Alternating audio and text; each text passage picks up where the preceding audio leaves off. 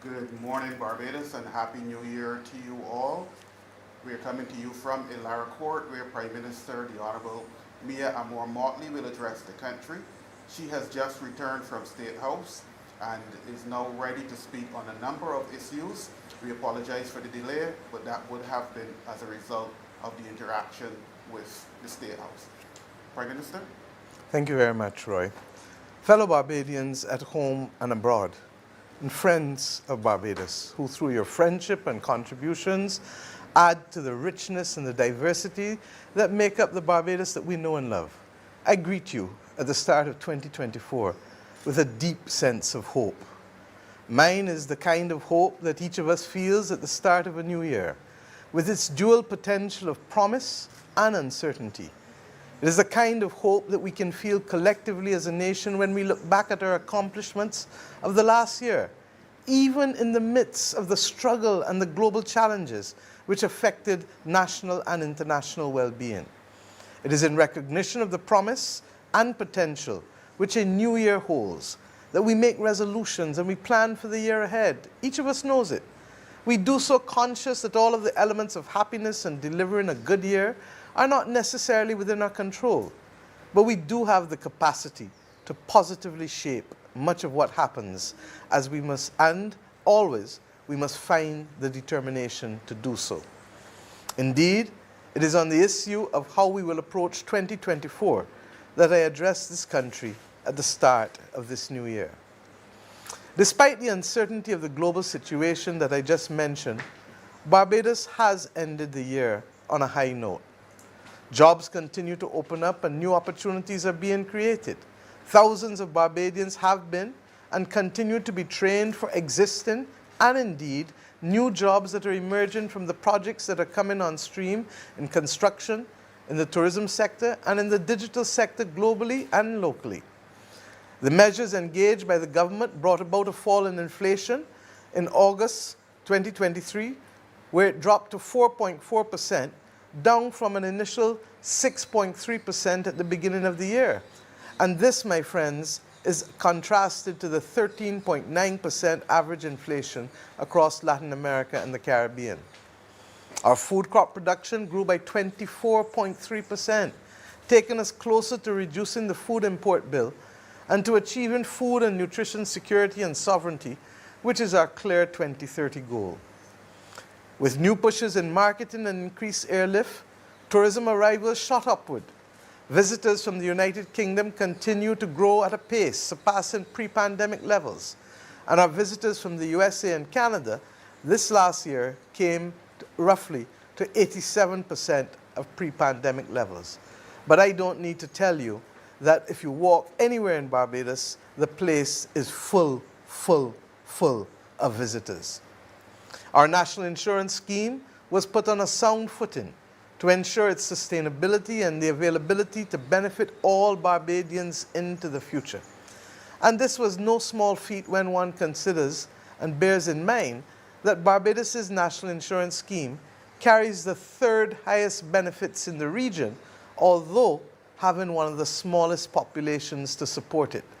The National Insurance Scheme Unemployment Fund has also been fully recapitalized. And indeed, the sustainability of the public sector pension scheme has been reinforced. Public safety, generally, was enhanced in 2023.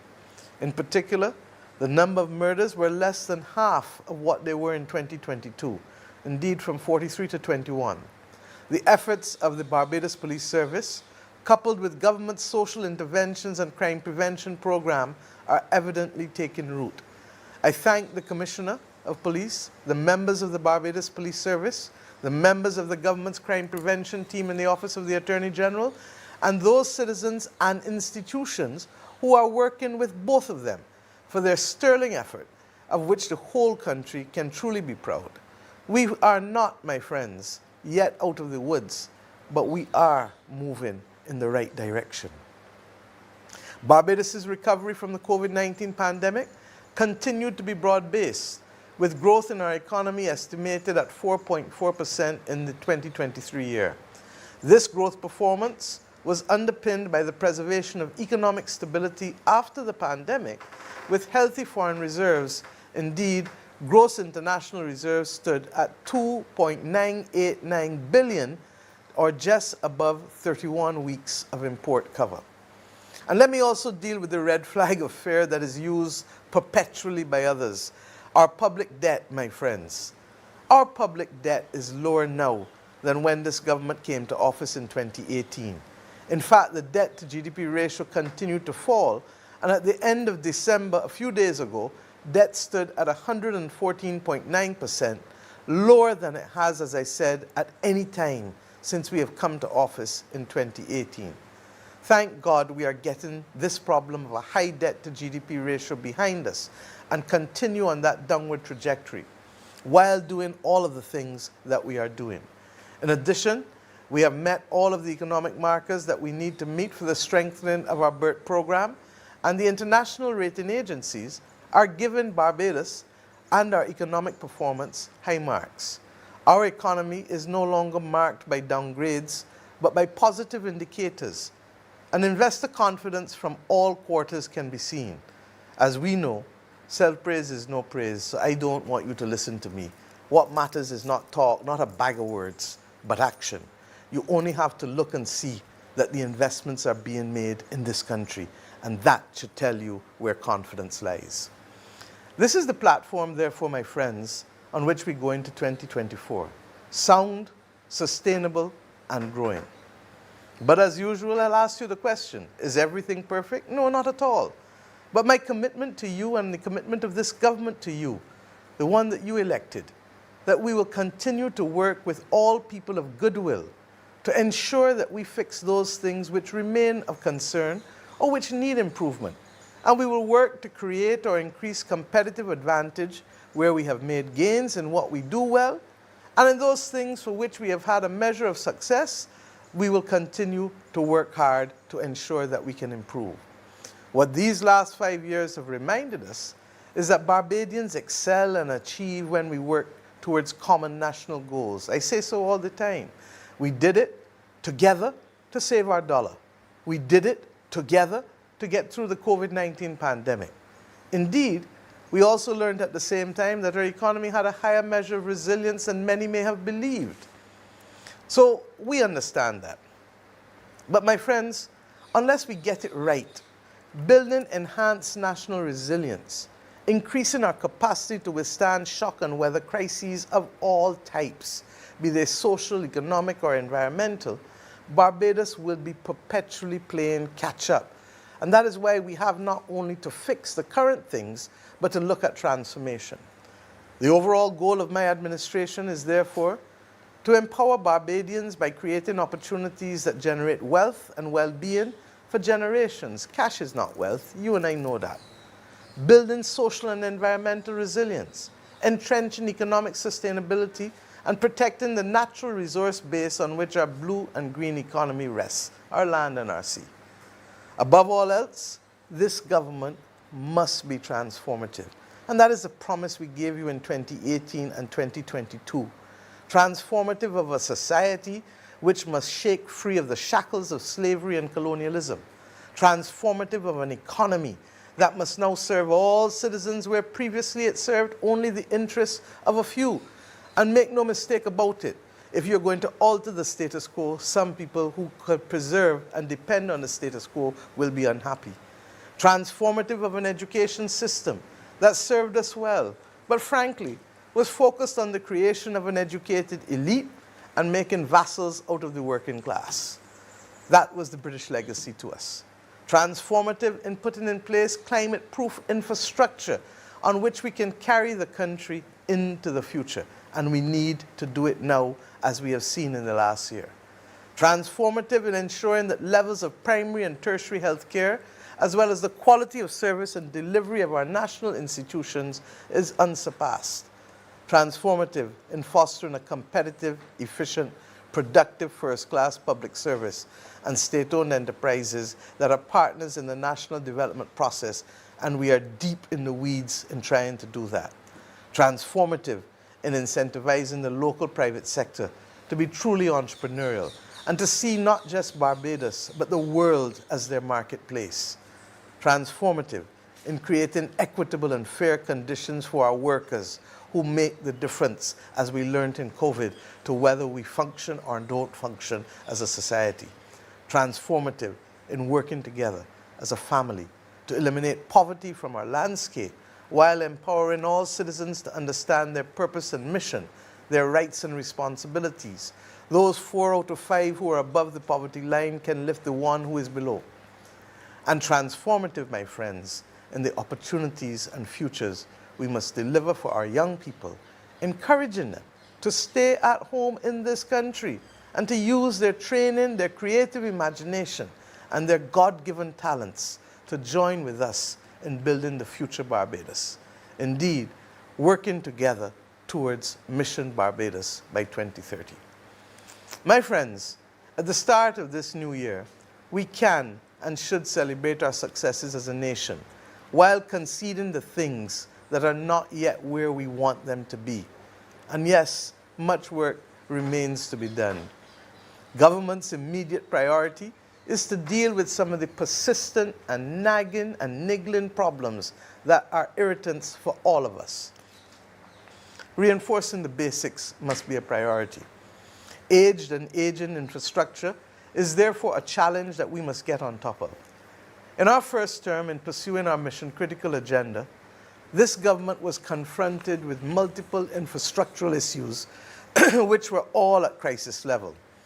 Let me remind you, they included the state of the roads, the water supply and distribution, the garbage collection, the public transport, the Bridgetown and South Coast sewage systems, to name a few. And while we reaped relatively early success in wrestling these issues to the ground, and while we have ensured that these issues have gone in a way that no longer are with us, my friends, let us recognize that we are at a situation where government's immediate priority is literally to be able to move them. Our roads continue to be a concern.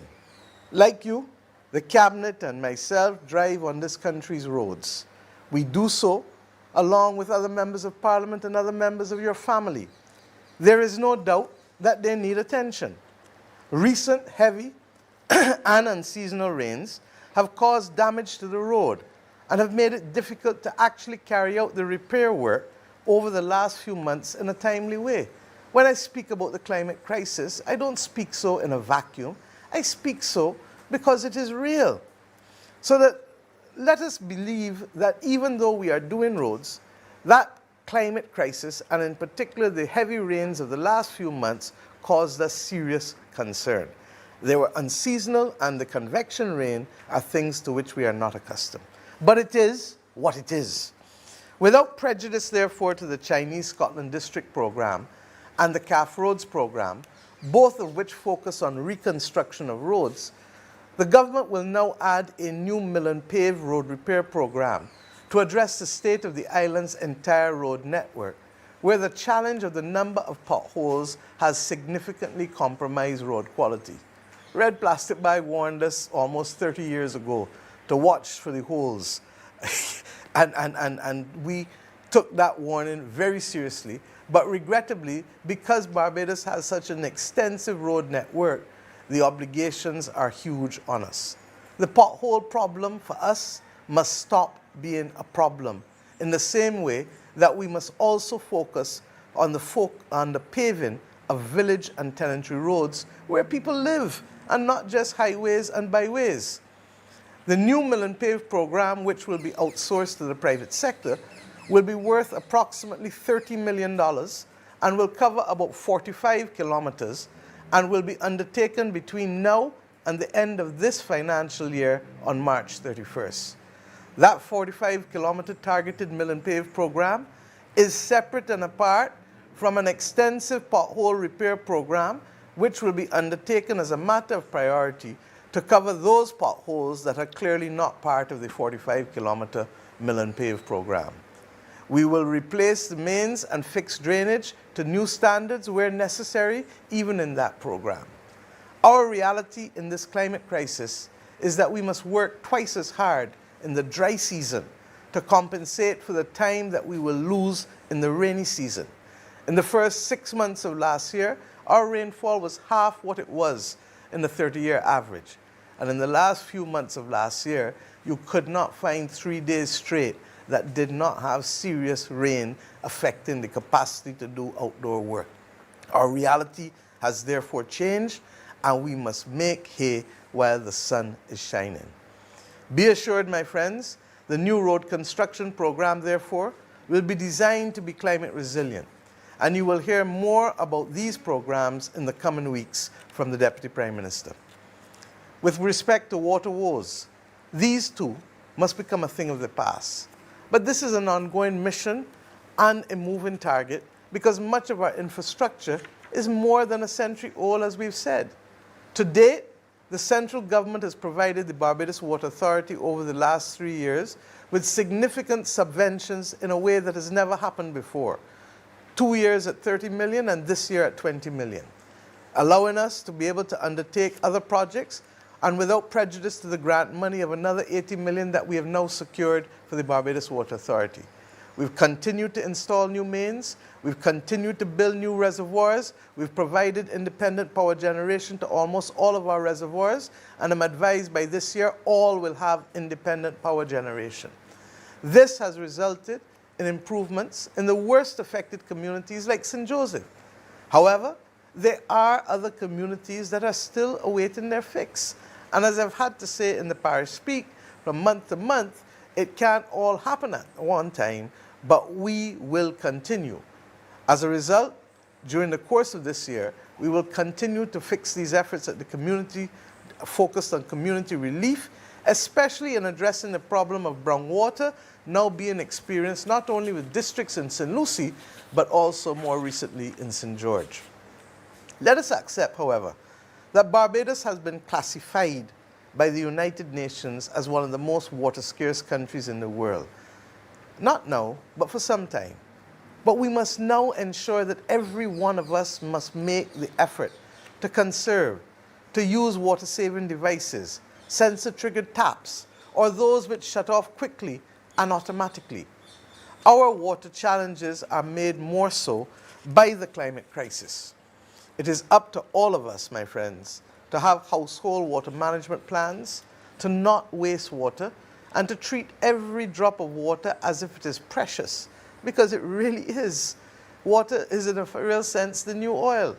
And this is the reason why we will focus on the establishment of the Water Academy this year and continue to source more grants and more concessional loans, as the scale of the problem can destabilize our public finances and compromise our future development if we are not careful.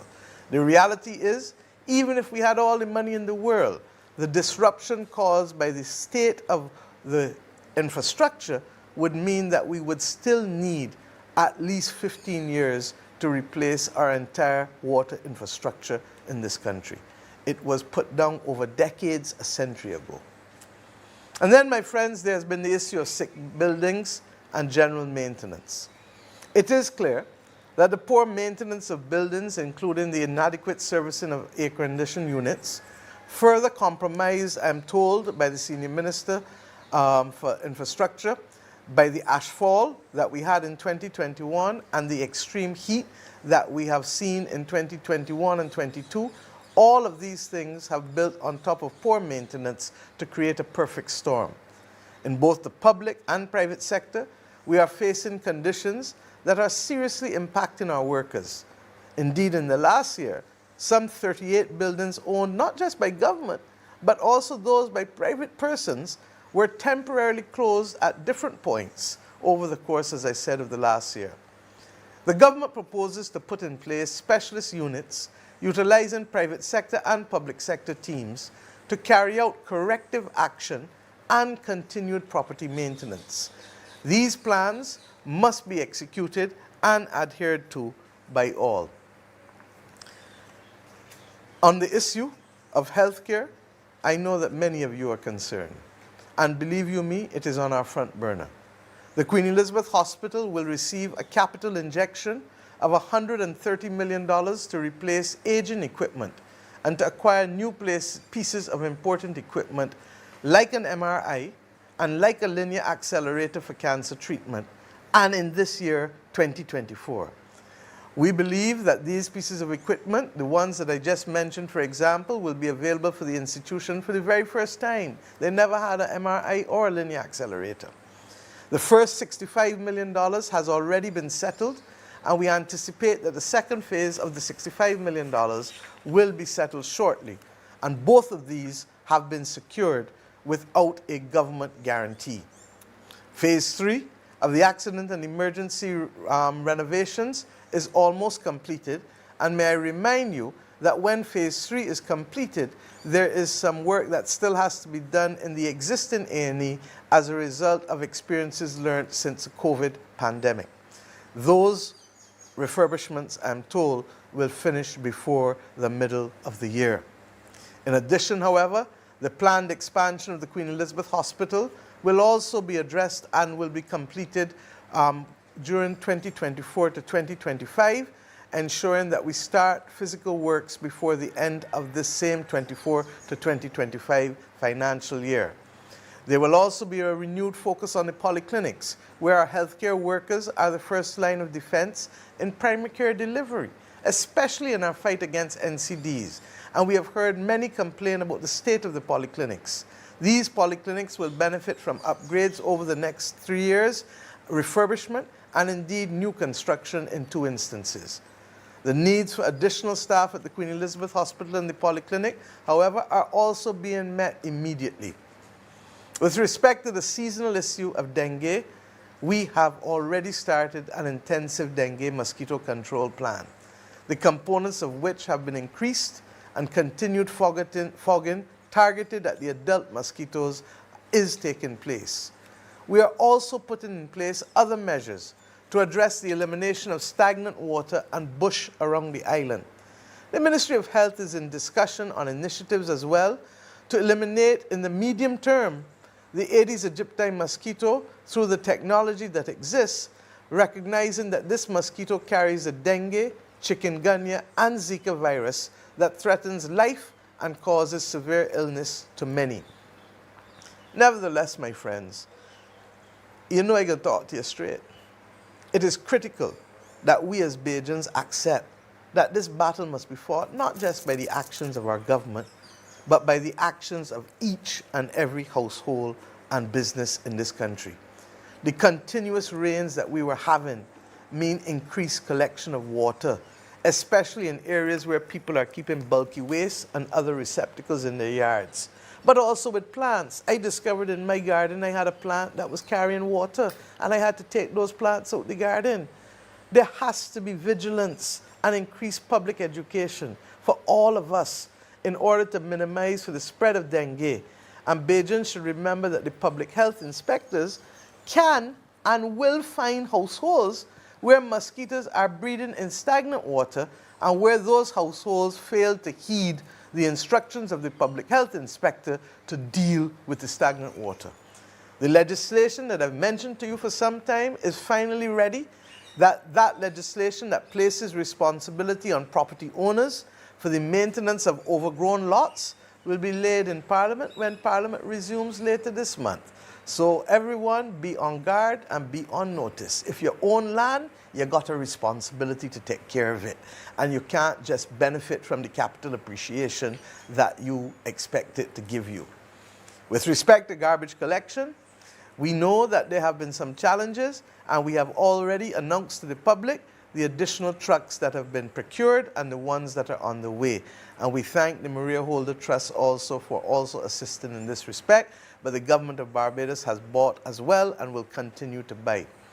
It is our intention to undertake the route optimization plan, and the workers' incentive that I referred to and asked the SSA to settle is also being prepared for negotiations with the unions and the workers. It is our goal, my friends, to build up over time to a minimum of 2 weekly collections in every community in the country. 2 weekly connections. It's not beyond us, and we shall do it. With respect, however, to the dengue problem, I've asked the SSA to extend a bulky waste collection program for the month of January to ensure that we use not just the public trucks, but also private trucks. So Bajans who didn't get to finish cleaning around the house at Christmas you're going to get the chance to continue to do it between now and the end of January, because the life that you may be saving is yours or one of your families. Let us keep the place clean and remove all receptacles that can gather water. Government can do its part, but you have to do your part too. And as I said, when we work together, we achieve things together. And let me go now to the cost of living. Let me remind you too of some things, and let me show you how we can continue. We know that most of our inflation is imported. And we continue, therefore, in the course of the last 2 years, to have placed continued emphasis on reducing the cost of living while enhancing, for example, food security and sovereignty by myriad measures. People must be able to eat and afford basics in life. These things, therefore, ensured that we made additional effort, even after the prices protocol went, to be able to put an arrangement in place with the poultry sector to keep prices below that where they would otherwise be, in spite of the loss of poultry during the heated months, the very hot months, and in spite also of difficulties with the quality of feed. In addition to that, the government has a continued commitment to increase the disposable income of Bajans. In 2019, we did extensive tax reform to put more money in people's pockets. And we ensured that in addition to that, we also last year year before last, put in place the expanded basket of goods and food items benefiting from tax reductions. We put in place the capping of the value-added tax for energy imports at the equivalent of $80 per barrel, and this is to affect gasoline, diesel, and kerosene. And that cap remains even as we speak, even though the price of oil has been largely over $80 per barrel for the entire period of time. We have also kept the cap on the VAT on electricity bills for the first 150 kilowatts of electricity, even though it was only intended to be a 6-month measure. And as I said, in 2019, the government put considerable income tax reductions and increases in reverse tax credit funds for almost all workers in this country. And indeed, we did not remove a single cent of those income tax concessions or reverse tax credits, in spite of going through a pandemic when we were put under acute pressure to fill the gap when the private sector and small businesses and households could not do that. In spite of all of that, my friends, in this last year, you saw us also make available the concession that there shall be no land tax for the first $300,000 of property value, and that led to tens of thousands of Barbadians being taken off of the land tax roll. My friends, all of this was to increase disposable income, recognizing that not only can we try to control prices, but that we needed to make sure that individual households would have access to greater levels of income to go forward. In addition to this, when we came to office in the first few months, and under the chairmanship actually when Senator Cummins was chairman of the Barbados Port Authority, I met along with her and the then minister to meet with the stevedoring firms to indicate that this practice was an anachronism in a modern economy, and that it led to increased prices being borne by consumers and producers. We agreed with them that there would be a transition period, and that transition period came. It was to have been 2 years, and we extended it because of COVID, and indeed it eventually came. Accordingly, those negotiations therefore led to a new regime, and in April of last year, 2023, the Bridgetown Port announced a 10% reduction in container-related port charges. I have last week consulted again with the chair and management of the Barbados Port Authority, and have learned that they will shortly introduce another reduction in those container-related charges. And that reduction will now be in the form of 7.5%, and I will ask my office and the Bridgetown Port to share with you what those reductions look like in practical terms. We are not satisfied, however, that the full extent of these reductions have been passed on to the end consumers and customers. And hence, we will invite the consumer protection bodies nationally, along with the Ministry of Commerce, to monitor with a hawk's eye the businesses that are passing on these reductions and savings, to share with the public. I am not using a stick, I am using a carrot, and we will help the public learn who are those businesses that have done the right and decent thing and passed on the charges, passed on the savings, to the members of the public. The information will be shared with the public, and then you, the members of the public, will decide where you want to make your purchases. But the intention must be for the consumer and the customer to benefit from the reduction in these port charges.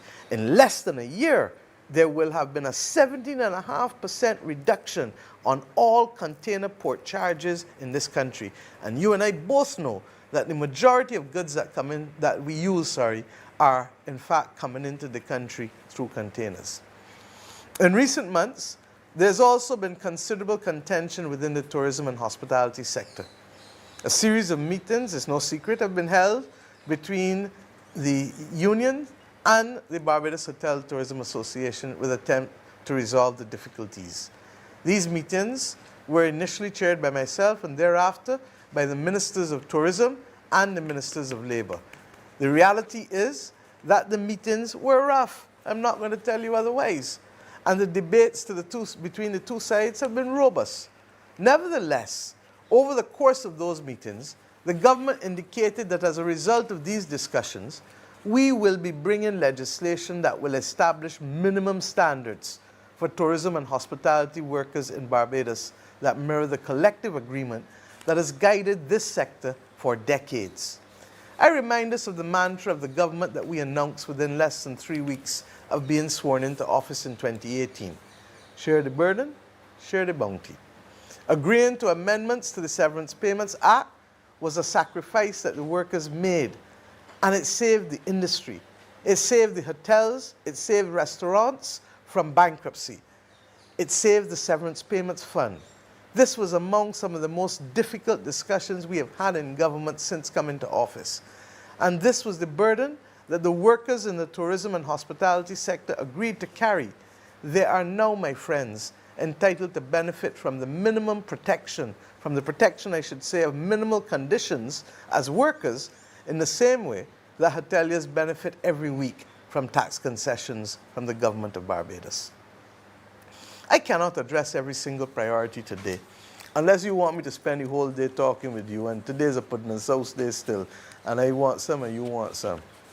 We will be updating on new policy initiatives for which initial public discourse has commenced over the course of the last year. This ranges from education transformation to a place for every child in nursery school, as we've announced, to the establishment of the University College of Barbados. And those conversations will continue. There's the creation of a new family services department that has been the subject of consultations with stakeholders for almost 2 years, as well as the building out of the recently announced One Family initiative that I urge all Barbadians to get on board with, because if 4 out of every 5 are above the poverty line, we can help the one and pull the one out of poverty. In addition, there will be consultations and continued work around the recently announced Urban Renewal and Pit Toilet Eradication Program that I told you that we will be getting support from the Saudi Development Fund to undertake in a comprehensive way in Greater St. Michael. And of course, last year we had 2 national consultations towards a new criminal justice framework, and that new suite of legislation will be before Parliament within the first 3 to 4 months of this year.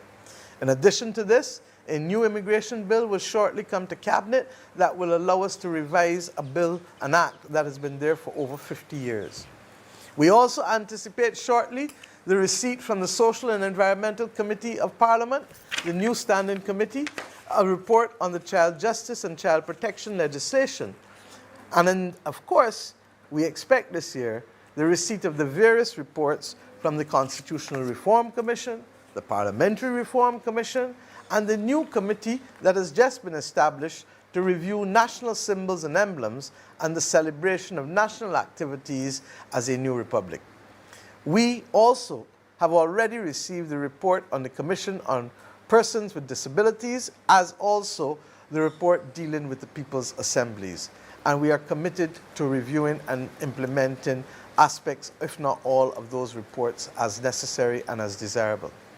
Only yesterday, it was confirmed that Barbados will host the media center and a large number of games for Cricket World Cup 2020, the T20 tournament. The third largest global sporting games is cricket.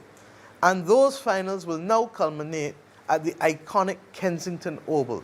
That makes us all very proud as Barbadians that in less than 20 years, we are now hosting the third global finals in cricket, which is the third most popular sport in the world, on a country that is 166 square miles. This, as I said to former cricketers and to the heads of government, cricket is in our DNA. And while this was only publicly announced yesterday, the truth is we have been preparing for this for the last 2 months in anticipation that there was a distinct possibility that it might be ours. We learned to prepare and be ready. And once again, I now say to you, as a family of Bajans, we will welcome the world to our shores very shortly. And as with every big family event, we must ensure that we put our best foot forward. This will be an excellent dry run for the We Gathering next year, when parish by parish, we have now invited all Bajans to come home in 2025, recognizing that 2025 represents 400 years since the landing of the British that led to the modern settlement of our nation. You will hear more about that as we go forward. So my friends, in 2024, government policy will remain focused on sustaining the momentum in economic growth, maintaining healthy foreign reserves, further strengthening our fiscal position, increasing the number of employed people, and ensuring the continued trajectory of improving debt indicators while confronting the reality of a declining population. To achieve these objectives, government reforms will step up the restructuring program for state-owned enterprises, further strengthen fiscal performance, together with stronger revenue mobilization, as we have done recently with our recent corporate tax reform. Increasing investment from all quarters, not just those with a lot of money, but everybody who has a little savings that they want a little more than 0.001% from the bank account from. We are going to help sensitize you and train you, because investment is important, and as I keep saying, cash is not wealth. And we need to be able to ensure that you can invest, whether it is land or shares, in order to be able to have something that can grow in value and that can be passed on from generation to generation. This is necessary for the continued robust growth, and this is what the BERT Program 2 is based on: growth and investment. Public investment will also continue to focus on improving our infrastructure and enlarging the training opportunities to increase the number of skilled workers. Our greatest fear is that we will have a need for a number of skilled workers that we cannot find within our geographical boundaries, and that is why the government has implemented the Construction Gateway program 18 months ago, as well as is now doing many of these training programs in the digital and ICT sector, because those jobs are available globally without you having to leave the rock. In addition, improving business conditions with the establishment of Business Barbados, as we have announced recently when I addressed the Chamber of Commerce, is an important priority of government policy in order to let us tackle the bureaucratic delays in the investment process and stronger domestic investment promotion activity to complement, therefore, the work that is already being done by Invest Barbados and Export Barbados. I genuinely believe that Business Barbados will make a difference to the quality of the ecosystem of doing business in this country, and I look forward to its functioning within the next few months. Accordingly, my friends, there will also be, against that backdrop of all of these things, a comprehensive update in Parliament during the estimate sessions that will start in 4 weeks' time, to ensure that there is continuous and rigorous updates on state-owned enterprise reform, which was badly delayed, as we all know, by the COVID-19 pandemic, the performance of the productive sectors, which I can't get into in full detail today, and the transition to the renewable energy industry, much of which you've heard in recent debate as Parliament closed just before Christmas, And on the expansion of our housing program beyond the number of houses that have been built last year, recognizing that if we are to reach the 2,000 houses per year, the industrial process that we are putting in place is critical. And indeed, during those estimates debates, you will also receive a comprehensive update on the large number of capital projects. There are over 170 capital projects that the senior minister briefed all of the senior ministers, the deputy prime minister and myself on yesterday, that are at various stages of development and planning.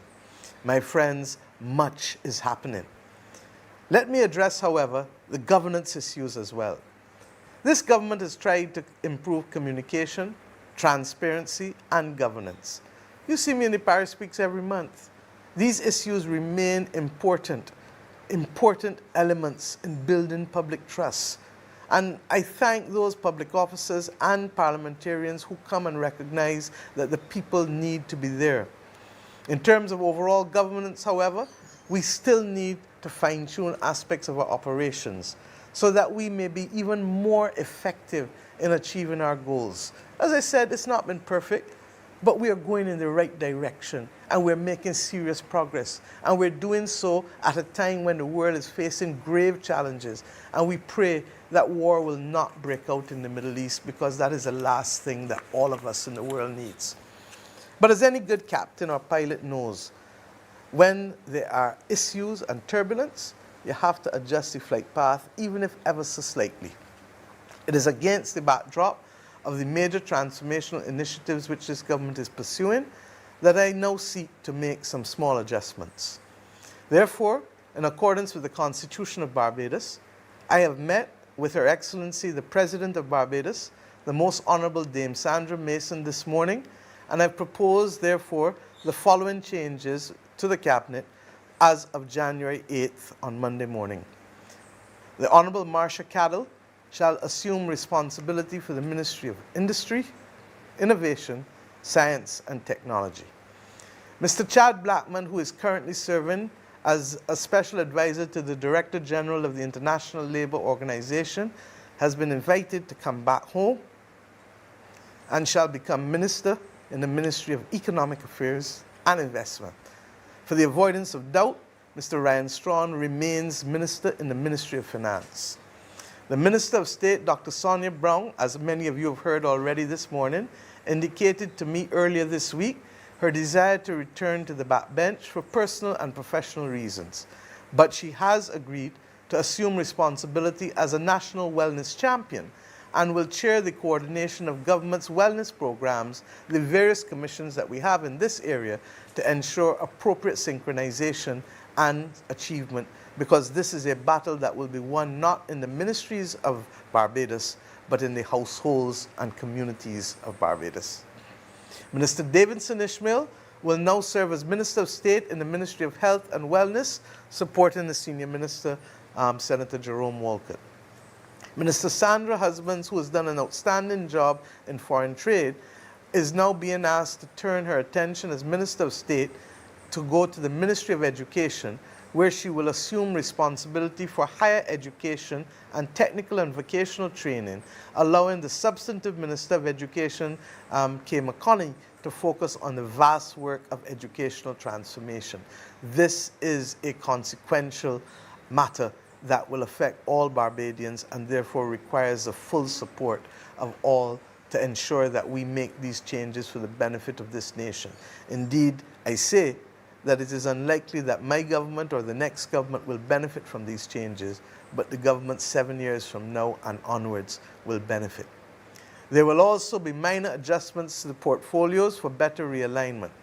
I have been covering, as you know, climate resilience and sustainability in my office with Senator Chantal Munro-Knight, and the Barbados Water Authority will now come in there to better align its governance and management procedures with climate resilience portfolio, recognizing that that is where the climate battle for us first starts, more than even hurricanes, in water distribution and water supply. The Urban and Rural Development Commission and its successor body, which used to be in the Office of the Prime Minister, will now move to the Senior Minister in charge of planning and the coordination of capital projects, the Honourable William Duguid. And the Building Standards Authority, for the avoidance of doubt, will go back to the Ministry of Public Works. There was confusion constitutionally as to where it was found, and this is critical because we will only be able to meet the needs of becoming a climate resilient Barbados if we finally get the codification of those building standards across the country. In the Senate, Mr. Chad Blackman, having accepted the offer to serve in the cabinet, will now be appointed a senator and will replace Senator Lorenzo Harewood. Mr. Reverend Charles Morris will also be appointed as senator to replace Senator Shanika Roberts-Odle. There are also a number of changes to our diplomatic representation in foreign jurisdictions. I've asked Ambassador Noah Lynch to demit office as of January 15th this year, and I have asked him to assume the very serious responsibility for the important task of chairing this country's effort to host the world here in the Cricket World Cup finals in June of this year. This is a mammoth responsibility and for which we only have 6 months, and I'm satisfied that Ambassador Lynch's expertise will guide us safely with respect to those who have already been doing excellent work on the ground in preparations. Accordingly, I have asked Mr. Vic Fernandes to assume the position of Ambassador to the United States of America, and those processes will now be put in place to seek agreement. Ms. Sharon Marshall will be appointed as Ambassador to the Republic of Cuba. Mr. Cleviston Haynes, previously Governor of the Central Bank, has been appointed as Ambassador to Ireland. And Mr. Lorenzo Harewood is now to be the new Consul General in New York. Mr. Oral Holder has already been appointed, as you know, as Deputy High Commissioner to the United Kingdom. My friends, we will be announcing further changes to the diplomatic appointments over the next 2 months. I should advise that in May of this year, Barbados will be taking over from Ghana the chairmanship of the V20 countries of the world, vulnerable countries, a global partnership of 68 countries from Africa, Asia, the Caribbean, Latin America, and the Pacific, which are disproportionately impacted by the consequences of the climate crisis.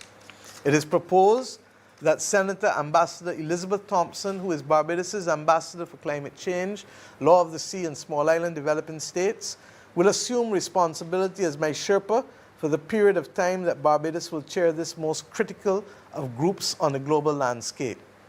This appointment should be seen as supporting the transformative agenda that the government has framed for our development. Particularly, it is driven by my personal need to broaden the participation of competent persons who can assist me in sharing the burden of international responsibility. Indeed, our outstanding participation internationally has made the difference in our capacity to attract the kind of international assistance to overcome many of the challenges that have caused others in similar circumstances to crumble.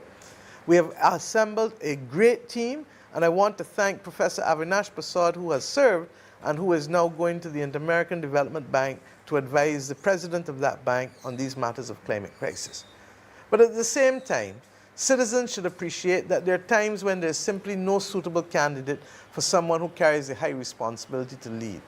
My oversight of the transformation, however, on the ground is always important, and the external interactions that I may have will not at any time take me away from local issues. As Sherpa, Ms. Thompson will do some of the heavy lifting for me, but rest assured that when I am outside, even when I have to go outside, technology has made it possible for oversight to be maintained every minute and every hour, even if the victim is asleep, as you know. Rest assured, pun not intended, I will not take my eyes away from all that is happening in Barbados, even when I am off island. For as I have said, technology is that game changer, so much so that you can hear my voice through technology, irrespective of the fact that you're not at Elara Court even now. I would like to thank all for their service, all who have served, and all who have served not just in the cabinet, in the Senate, and those who have represented our country at the very highest levels diplomatically. We owe you all a debt of gratitude for your service, and we thank you for your continued commitment to the cause of Barbados and to the government and people of this country. I also want to thank the members of my parliamentary party and cabinet who continue to lift the heavy weight I say all of the time that when you signed up for this, you really didn't expect that you were going to have these 5 years that we have seen. My friends, in normal times, the work of the cabinet is complex and stressful. It requires confidentiality, and the level of the responsibility is not always fully appreciated by those who have not known what it is to lead or serve in a country and to make decisions for the well-being of people. In these last few years, there has been serious global uncertainty driven by an existential climate crisis, a global pandemic, domestic hurricane and ashfall, increasing conflict in the world, including the threat of it in our own region, rapid digitization in the world, and a quickly evolving labor market that is unfolding before our eyes, and anxiety on the part of workers after the period of shutdown of restricted movement for 3 years in COVID. We need much to anchor ourselves in our faith. Indeed, our national anthem acknowledges the power of God in guiding our national affairs. In our 2018 manifesto, the BLP committed to appointing a spiritual advisor who will give spiritual guidance and prayerful support to the cabinet, collectively and individually, and to the cabinet secretary. The role will require availability to cabinet as necessary, and since the appointee is will usually be one who is already serving congregations, we have chosen to appoint 2 people, recognizing that 52 weeks a year, 365 days a year, you never know when the need for that support will come. I want to thank both the Reverend Joel Cumberbatch of the Wesleyan Church and Reverend Dr. Adrian Smith of the Moravian Church for agreeing to serve in the capacity as spiritual advisors to the Cabinet of Barbados. We are breaking new ground. I'm concerned that we need to strengthen also our moral and religious leadership in our country, and that government must build new partnerships with the church in addressing social challenges. I therefore very much hope that the example that is now being set by these appointments will be followed by other institutions and corporate entities. And I fully anticipate that there will also be discussions during the course of this year and ongoing where we as a mature society and family must come together and sit down and not talk at each other, but talk with each other. And that is the leadership. I cannot guarantee agreement on all issues, but I can guarantee conversation and maturity. On the matter of enhanced accountability, I'm also putting in place the delivery of a formal monthly report to the country by various ministries on a rotating basis, such that at least twice a year ministries can account to people. I too will account to the country twice a year, and these conversations with the country, like Paris Speaks, where MPs and I already meet with you, will be informal, no holds barred communications in which we will report and listen to you, the people of this country, and respond to your needs and wishes. When we got the mandate that you gave us in 2018 and 2022, I promised you that we would continue to listen, and we have been doing so. And anytime you feel that we're not, just remind me. But I know in our heart of hearts that is our desire, and it has been our action for the most part. Let me just pause, however, to make some observations about 2 matters that have dominated the news and social media in the last few days. It is now common knowledge that the Deputy Prime Minister was sent a check by a company. The money was intended to support her efforts in bringing Christmas hampers and, yes, festive cheer to those in her communities in her constituency. A recent statement focused on actions of soliciting and accepting gifts that would lead to dismissal of public officers from the public service under the general orders. I have spoken to the Deputy Prime Minister, and she has been very clear in her response. 2 points are critical. 1, the check was not solicited by her, nor did she have prior notice of this delivery. And 2, my friends, the check was not cashed. If I was in another place, I would say to you on both counts, case closed. That the leader of the Democratic Labour Party immediately called for the Deputy Prime Minister's dismissal is truly understandable, as he himself knows well the threats that he is currently facing in his own party. And while it may be said that misery loves company, I want to remind him that he's on his own this time yet again, because there is no company for him on this matter of dismissal. The truth is that what he is really looking for is a political equalizer. But my friends, in the words of the great Robert Nesta Marley, you draw a bad card, not this one. On both counts, as I said, this matter is closed. There has been no criminal behavior, there has been no breach on the part of the Deputy Prime Minister of any law, and there is nothing that merits her dismissal. Indeed, for those, and I say quietly, for those who query and want to query why there has been no proclamation of the Integrity in Public Life Act, let us be very clear.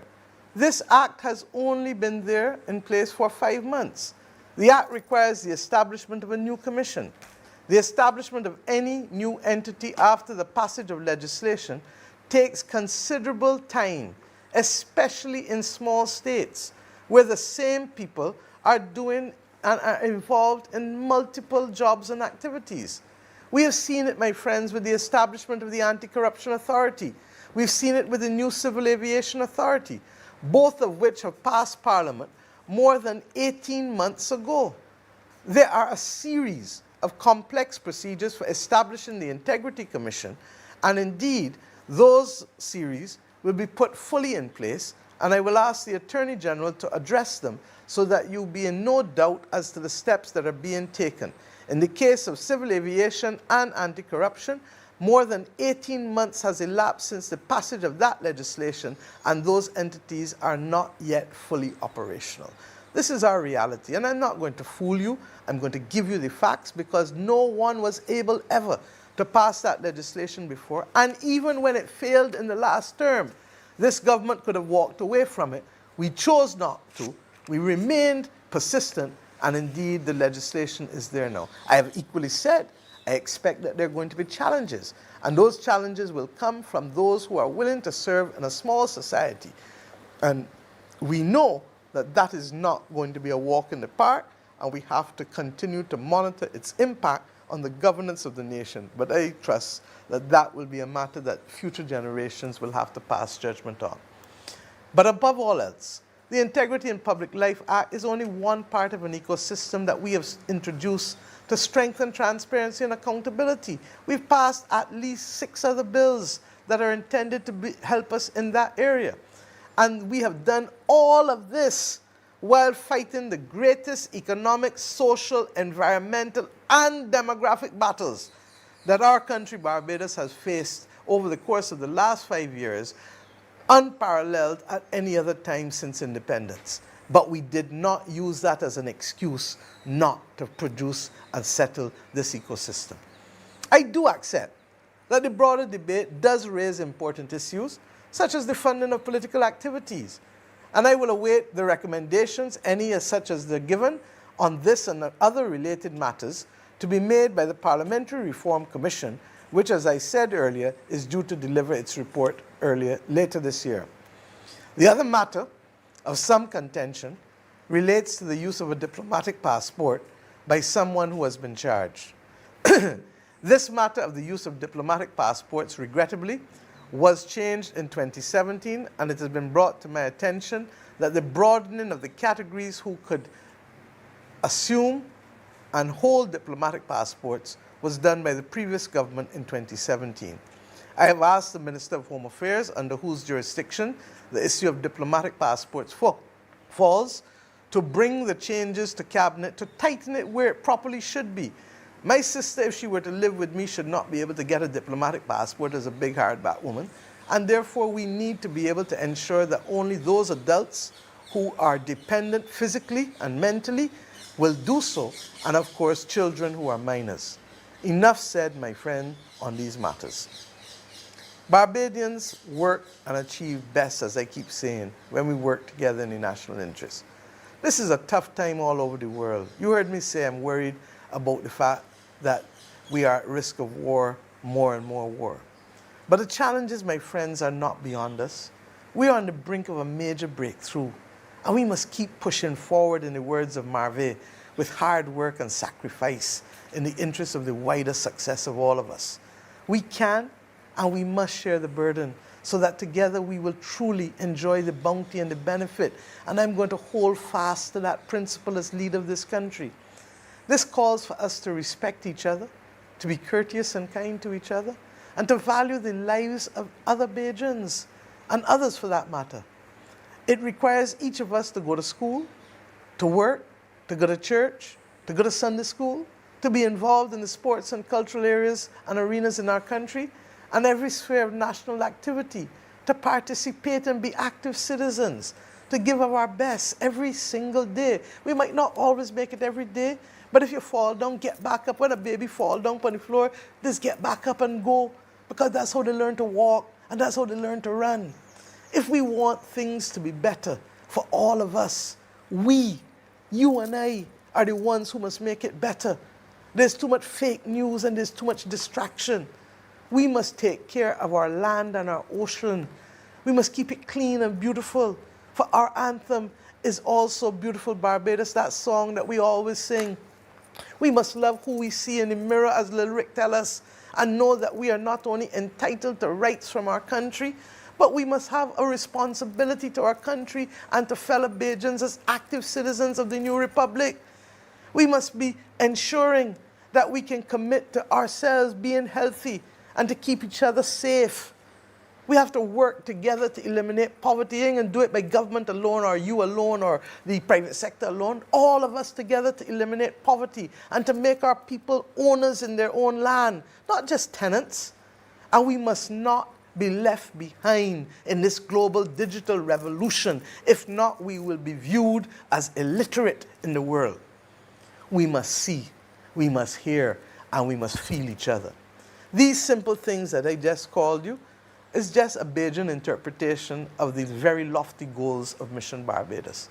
That's all Mission Barbados is. And this must be our purpose, to build a better life for our people and to build the best Barbados possible. I can't fool you. The uphill push in 2024 will not always be easy, but the sun don't shine every day. But we must make hay when the sun is shining. And I cannot tell you that if everybody break for themselves, that we will all get through. Because you and I both know that that is not the case. We succeed, my friends, when we work together, when we share the pot together, and successive generations of Barbadians knew this. We are Bajans. Barbados is ours. We must make it the best we can for all of us. The Republic is ours to fashion, and every one of us is and must be a builder of Barbados. We've got to carry each other, and we must care for one another. My government will do its part, and I'm appealing to all of you to do yours. In spite of all of the global uncertainty and angst, let us make 2024 the year for Barbados. Let us prepare to receive our brothers and sisters in 2025 with a level of pride and knowing that we are letting them come back to the best that we can let them come back to. From my government to this nation, from my family to yours, from me to every single one of you, Happy New Year, and may God bless Barbados and Barbadians everywhere. Thank you.